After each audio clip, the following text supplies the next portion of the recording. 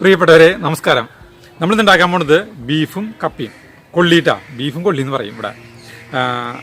വളരെ സിമ്പിളാണ്, വലിയ ബുദ്ധിമുട്ടൊന്നുമില്ല. പിന്നെ കൂടുതൽ വർത്തമാനങ്ങൾ നമ്മൾ അത് കഴിഞ്ഞിട്ട് ടേസ്റ്റ് ചെയ്യുമ്പോൾ നമുക്ക് പറയാം. നമ്മൾ 750 ഗ്രാം ബീഫ് കഴുകി കഷ്ണങ്ങളാക്കി. ഇത് നമ്മൾ വേവിക്കാൻ വിചാരിക്കുന്ന ഒരു ചട്ടിയിലാണ് വേവിക്കുന്നത്. ചട്ടിയിലിരിക്കുന്നു നമ്മൾ ഇറച്ചിയിൽ ഈ ചട്ടിയിലിരിക്കുന്നു കേട്ടോ. ഇതിലേക്ക് 1/4 ടീസ്പൂൺ മഞ്ഞൾപ്പൊടി ഇടാം. ആവശ്യത്തിനുള്ള ഉപ്പിടുക. ഒരു 5-8 ഉള്ളി, സാധാരണ കുഞ്ഞി ഉള്ളിയില്ലേ അത് ചതച്ചത്, വെറുതെ ചതച്ചാൽ മതി. ഒരു വലിയ കുടം വെളുത്തുള്ളി ചതച്ചത്. ഇതൊന്നും ഭയങ്കരമായിട്ട് ചതക്കണ്ട. അതിൻ്റെ പകുതി ഇടാം. പകുതി നമ്മൾ മാറ്റിയിരിക്കണം. ഒരു വലിയ കഷ്ണം ഇഞ്ചി ചതച്ചത്, അതും പകുതി ഇടാം. പകുതി മാറ്റിയിരിക്കണം. ഒരു 5-6 പച്ചമുളക് അരിഞ്ഞത്, അത് പകുതി ഇടാം. പകുതി നമ്മൾ മാറ്റിയിരിക്കണം കേട്ടോ. പിന്നെ കുറച്ച് വേപ്പില പിച്ചി നുറുക്കിയത്. 1/2 ടീസ്പൂൺ മുളക് പൊടി ഇടാം. 1/4 ടീസ്പൂണിലധികം ഗരം മസാലപ്പൊടി, സാധാരണ നമ്മുടെ മസാലപ്പൊടി അതിടാം. ഒരു 2 ടീസ്പൂൺ വെളിച്ചെണ്ണ ഒഴിക്കുക. ഇനി ഇതെല്ലാം കൂടിയിട്ട് നന്നായി നമ്മൾ തിരുമ്മി പിടിപ്പിക്കുക. വെറുതെ കൈ കൊണ്ട് തിരുമാം, അത് നന്നായി ഇളക്കിയാൽ മതി കേട്ടോ. ഇതിപ്പോൾ നന്നായി തിരുമ്മി നമ്മളതിലേക്ക് ഒരു 2-3 ഗ്ലാസ് വെള്ളം ഒഴിക്കുന്നു.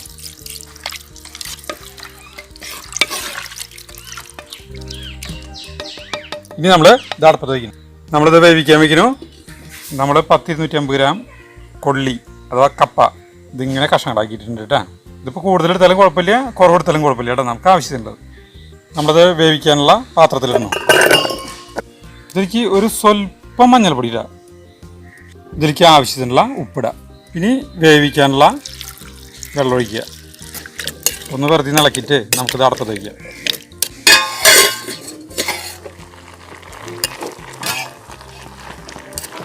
ഇത് തീ ഓഫ് ചെയ്യാം.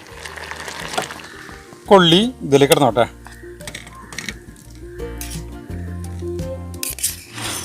വെള്ളം പോട്ടെട്ടാ. നമുക്ക് നമ്മുടെ കൊള്ളി ഒരു പ്ലേറ്റിലേക്ക് ആക്കാം കേട്ടാ. വെണ്ണ പോലുള്ള കപ്പ ഇടയ്ക്കൊന്ന് ഇളക്കിയോളോ.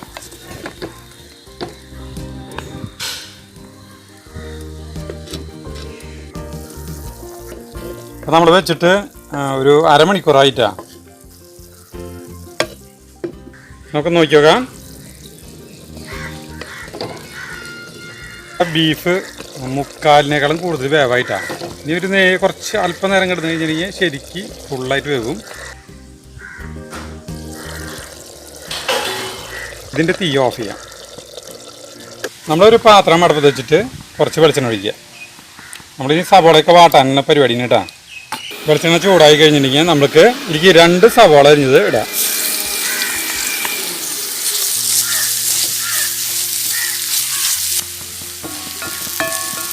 ഈ സവോള ഒരുവിധം വാടി കഴിഞ്ഞിട്ടുണ്ടെങ്കിൽ നമ്മൾ പച്ചമുളക് മാറ്റി വെച്ചിട്ടുണ്ടായിരുന്നില്ലേ അതിടാം.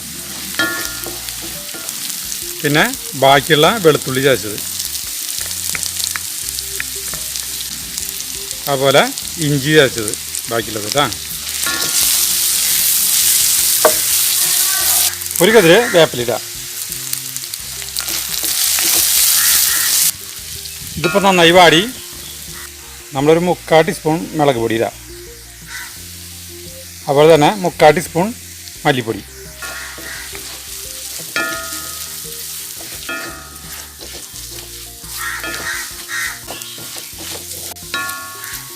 ഇപ്പോൾ ഇത് നന്നായി മൂത്തു കേട്ടോ. ഇതിലേക്ക് നമ്മുടെ ചട്ടിയിലുള്ള ഇറച്ചിയില്ലേ വേവിച്ചത് അതിരിക്കണ്ടിട്ടാ.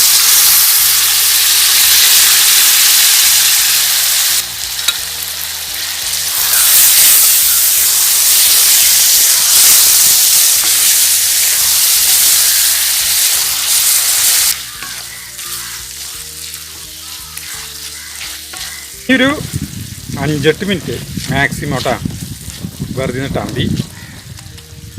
ഇതിലേക്കൊരു 1/4 ടീസ്പൂണോളം മസാലപ്പൊടി ഇടാം.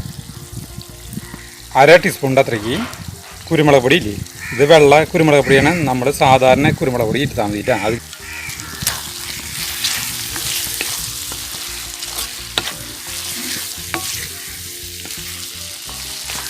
നമ്മുടെ ബീഫിൻ്റെ പണി കഴിഞ്ഞു കേട്ടോ. നമുക്കിതിൻ്റെ തീ ഓഫ് ചെയ്തിട്ട് നമുക്ക് ഇനി ടേസ്റ്റ് ചെയ്യാനുള്ള പരിപാടിയിലേക്ക് കിടക്കാം കേട്ടോ. നമ്മുടെ ബീഫും കൊള്ളി റെഡി. ഇനി നമ്മൾ ടേസ്റ്റ് ചെയ്യാൻ പോണ ഇത് മിക്സ് ചെയ്തിട്ടാണ് കഴിക്കുക. സ്ഥലത്തൊരു ടീസ്പൂൺ പിടിക്കും. ഇത് മിക്സ് ചെയ്തിട്ടാണ് കഴിക്കുക. ഇങ്ങനെ മിക്സ് ചെയ്യും. ഇതിലത്തെ ഇന്നത്തെ ഒരു ഹൈലൈറ്റ് എന്ന് പറഞ്ഞു കഴിഞ്ഞാൽ എൻ്റെ സംഗതി ചെടിയില്ലേ, ഞാനല്ല ടേസ്റ്റ് ചെയ്യാറ്. ഫസ്റ്റ് കൊടുക്കണമെന്ന് നോക്കുക. കരുതിക്കുന്ന കേട്ടാ, ജബുവിനും കൊടുക്കാം. ഇതിന്റെ കഥ ഞാൻ പറയും, എന്തുകൊണ്ട് കൊടുത്തു എന്നുള്ളൊരു കഥ പറയട്ടാ. ഇനി ഞാൻ കഴിക്കാൻ പോണു കേട്ടാ.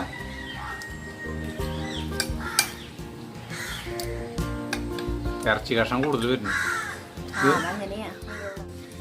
കൊള്ളി ഞാനേ നമ്മുടെ വീട്ടിലത്തെ കൊള്ളിയാണ് വാങ്ങിച്ചത്. അല്ല, തെറ്റി പറയാ.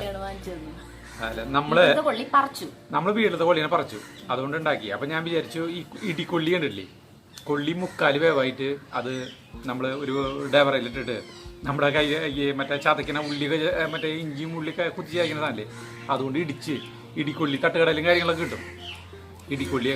ഇടിക്കൊള്ളിയും ബീഫാക്കാന്ന് വിചാരിച്ച. പക്ഷെ നമ്മുടെ ഈ കൊള്ളി വേവിക്കുമ്പോൾ ഒരു സെക്കൻഡ് മതി ഇവൻ വേവാനായിട്ട്. വെണ്ണ പോലുള്ള സാധനം അത്രയും ടേസ്റ്റാ.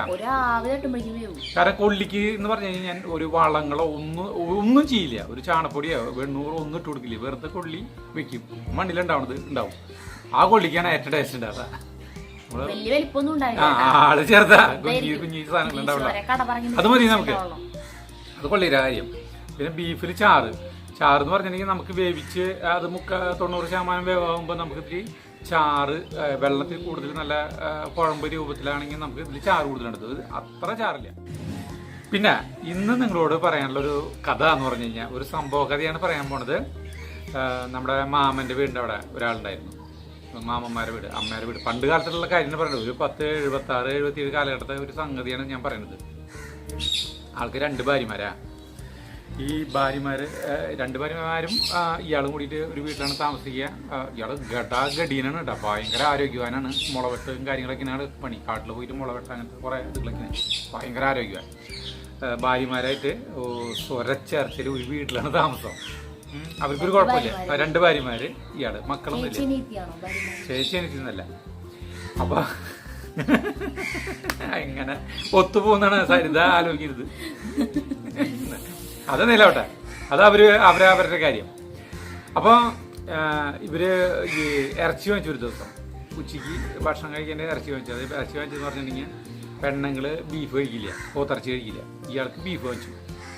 പെണ്ണുങ്ങൾക്ക് എന്താ ചെയ്ത കോഴി വാങ്ങിച്ചു, നാടൻ കോഴി. അന്ന് നമ്മുടെ ഈ ബ്രോയിലർ ഇതൊന്നും ഇല്ല, വയറ്റോളം കാര്യങ്ങളൊന്നും ഇല്ല. നാടൻ കോഴി വാങ്ങിച്ചു.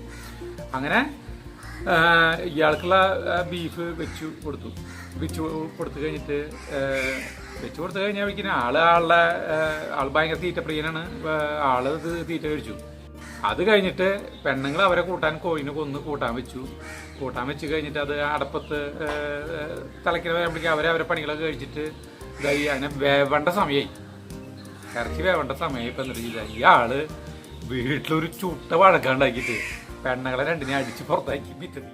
എന്നിട്ട് എന്നിട്ട് ചെയ്ത ആളൊറ്റയ്ക്ക് ഇരുന്നിട്ട് ആ കോഴി കൂട്ടാൻ ഇത് തിന്നണ വലിയൊരു എല്ല് ഈ തൊണ്ടയിൽ തടഞ്ഞു. കഴിഞ്ഞിട്ട് മരണവേപ്രാളായി. ആകെ ഇതായി, ആളുകൾ ഓടിക്കൂടി ആകെ തിക്കും തിരക്കും ഇതായി. അവസാനം എന്താ ചെയ്തെന്ന് വെച്ചിട്ടുണ്ടെങ്കിൽ അമ്മിക്കല്ലില്ലേ, വലിയ അമ്മി, പണ്ടത്തെ വണ്ടൻ അമ്മി, അത് ഇയാളെ ഇളക്കി എടുത്തിട്ട് തലയിൽ ചോന്നിട്ട്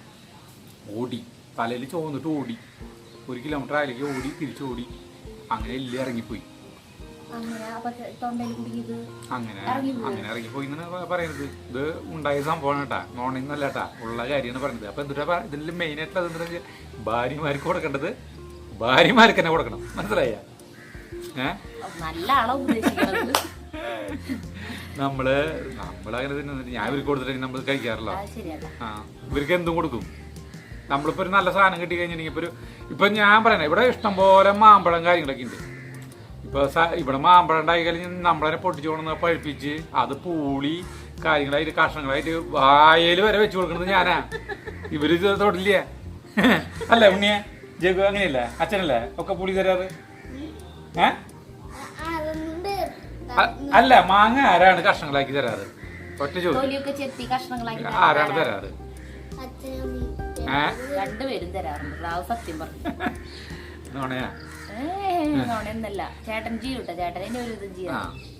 അപ്പൊ അങ്ങനെ ഒരു പപ്പക്കായ ഉണ്ടായ അതൊക്കെ ഉണ്ടായ പപ്പക്കായൊക്കെ ഉണ്ടായ ചേട്ടൻ തന്നെ മിക്കവാറും ഇതാക്കി കഷ്ണങ്ങളാക്കി കൊണ്ടുവരുന്നില്ല.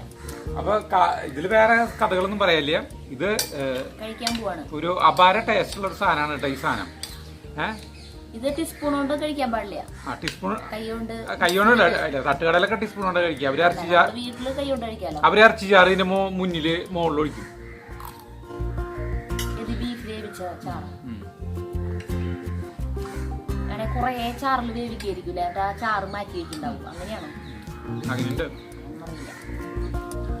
അപ്പൊ നമ്മൾക്ക് ഇത്രയുള്ള കഥ, ഇത്രയുള്ള സംഭവം, എല്ലാവരും ഇത് വെച്ച് നോക്കട്ടാ. അപ്പൊ നമുക്ക് അടുത്ത വീഡിയോയിൽ കാണുന്നവരെ നന്ദി, നമസ്കാരം.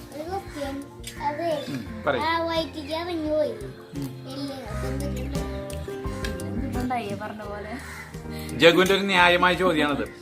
ആളുടെ വയറ്റിലേക്ക് എല്ലാം ഇറങ്ങിപ്പോയില്ലോ. എന്നിട്ട് എന്ത് സംഭവിച്ചു എന്ന് അറിയില്ല. അതിനെ പറ്റി നമുക്ക് അറിയില്ല. അപ്പൊ നന്ദി നമസ്കാരം വീണ്ടും പറയുന്നില്ലേ താ? ആളൊക്കെ മരിച്ചുപോയി. അയാൾക്കൊക്കെ 100-120 വയസ്സായി കാണണം. ഇന്നുണ്ടായിരുന്നുണ്ടെങ്കിൽ 100-120 വയസ്സായി കാണണം. അയാളൊന്നും ഇപ്പില്ല. അപ്പൊ ശരി.